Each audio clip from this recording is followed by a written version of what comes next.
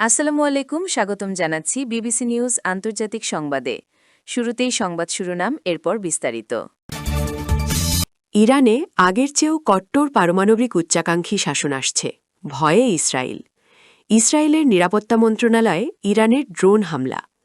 Iran যুদ্ধ থেকে পালানোর পথ খুঁজছেন ট্রাম্প। ইরানের হামলায় ইসরায়েলের তেল শোধনাগারে আগুন। দর্শক, এতক্ষণ শুনছিলেন সংবাদ শিরোনাম।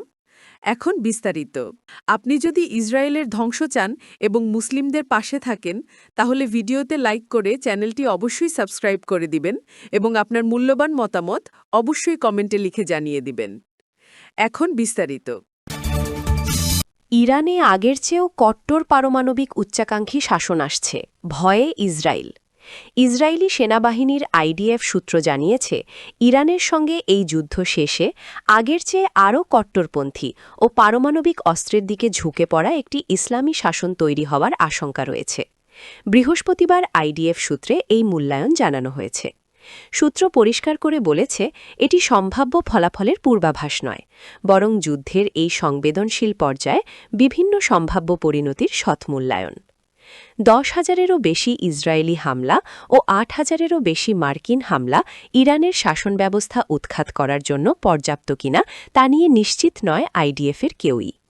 আইডিএফ বলেছে, ইসরায়েলি বিমানবাহিনীর প্রাথমিক হামলায় শীর্ষ ইরানি নেতা, আকাশ প্রতিরক্ষা ও ব্যালিস্টিক মিসাইল ধ্বংসের পর দ্রুত মনোযোগ সরিয়ে নেওয়া হয়েছে আইআরজিসি, বাসিজ, স্বরাষ্ট্র মন্ত্রণালয় ও গোয়েন্দা মন্ত্রণালয়ের কমান্ড কেন্দ্র ধ্বংসের দিকে। এগুলো বিরোধী দমনের মূল হাতিয়ার। গত সপ্তাহে ছোট ছোট চেকপয়েন্টেও হামলার ভিডিও প্রকাশিত হয়েছে। তবে ইসরায়েলের একটি বড় উদ্বেগ রয়ে গেছে। ইস্পাহান ও পিক্যাক্স মাউন্টেনে 60% সমৃদ্ধ ইউরেনিয়াম এখনও অক্ষত। মার্কিন সর্বাধুনিক বাংকার ব্লাস্টারও হয়তো এটি ভেদ করতে পারবে না। যুদ্ধ শেষের আগে এই পারমাণবিক হুমকি মোকাবেলা করা হবে কিনা আইডিএফ তা নিশ্চিত করেনি। মোজতবা খামেনিকে তার বাবার চেয়েও বেশি কট্টর এবং পশ্চিম ও ইসরায়েল বিরোধী হিসেবে দেখা হচ্ছে। এদিকে সর্বোচ্চ জাতীয় নিরাপত্তা পরিষদের প্রধান আলী লারিজানির মৃত্যুর পর এই পদে আসার আলোচনায় আছেন সাঈদ জালিলি। মোজতবার মতো তিনিও পূর্বসূরির চেয়ে বেশি কট্টর বলেই দেখা হচ্ছে পশ্চিমে। ফলে পারমাণবিক অস্ত্রসহ যে কোনো অস্ত্র ব্যবহারে ইরান বেশি উদ্যত বলে মনে করা হচ্ছে এখন। এই দুটি বিষয় মিলিয়ে একটি দুঃস্বপ্নের পরিস্থিতি তৈরি হতে পারে বলে শঙ্কা বিরাজ করছে ইসরায়েলে। ইসরায়েলের নিরাপত্তা মন্ত্রণালয়ে ইরানের ড্রোন হামলা। ইসরায়েলের অভ্যন্তরীণ নিরাপত্তা মন্ত্রণালয়কে লক্ষ্য করে ড্রোন হামলা চালানো হয়েছে বলে দাবি করেছে ইরান। দেশটির সামরিক বাহিনীর ভাষ্য, তাদের শীর্ষ কর্মকর্তা ও কয়েক ডজন নৌ সদস্য নিহত হওয়ার ঘটনার প্রতিশোধ হিসেবেই এই হামলা চালানো হয়। শুক্রবার ২০ মার্চ ভোরে প্রকাশিত আল জাজিরার এক প্রতিবেদনে এ তথ্য জানানো হয়।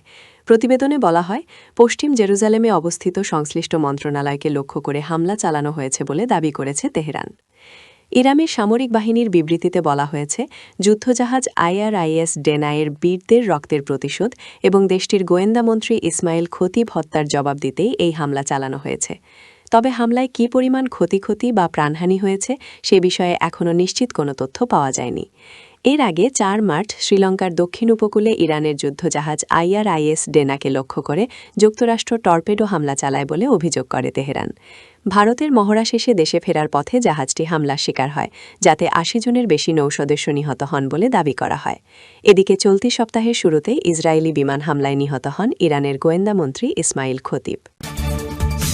ইরান যুদ্ধ থেকে পালানোর পথ খুঁজছেন ট্রাম্প।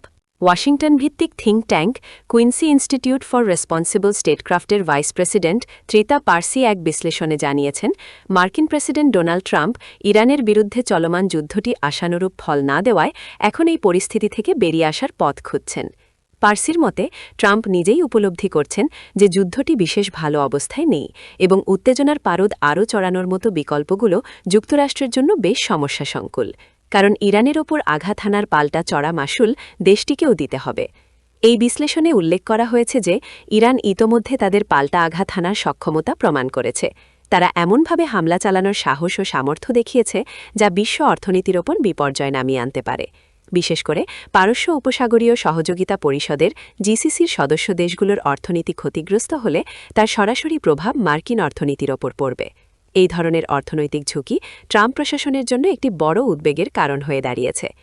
দেশের আভ্যন্তরীণ রাজনীতির ক্ষেত্রেও ট্রাম্প কিছুটা চাপের মুখে রয়েছেন বলে বিশ্লেষক ত্রিতা পার্সি মনে করেন।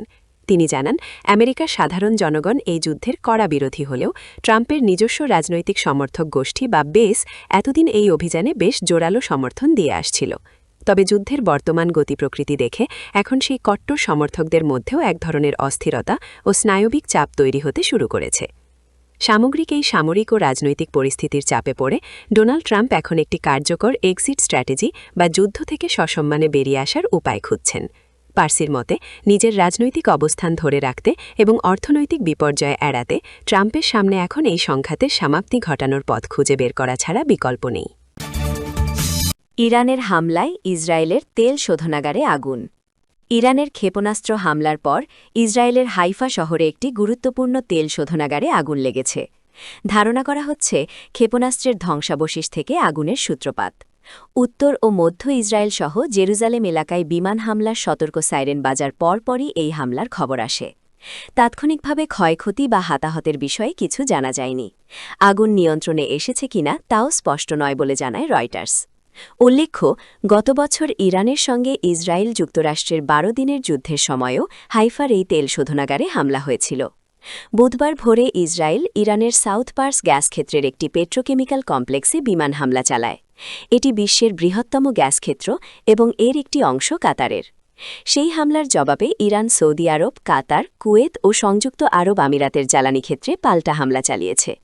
ইরানের এই পাল্টা হামলায় কাতারের রাস লাফান এলএনজি কমপ্লেক্সের কিছু অংশে আগুন ধরে গেছে। এটি বিশ্বের অন্যতম বৃহত্তম গ্যাস কেন্দ্র হিসেবে পরিচিত।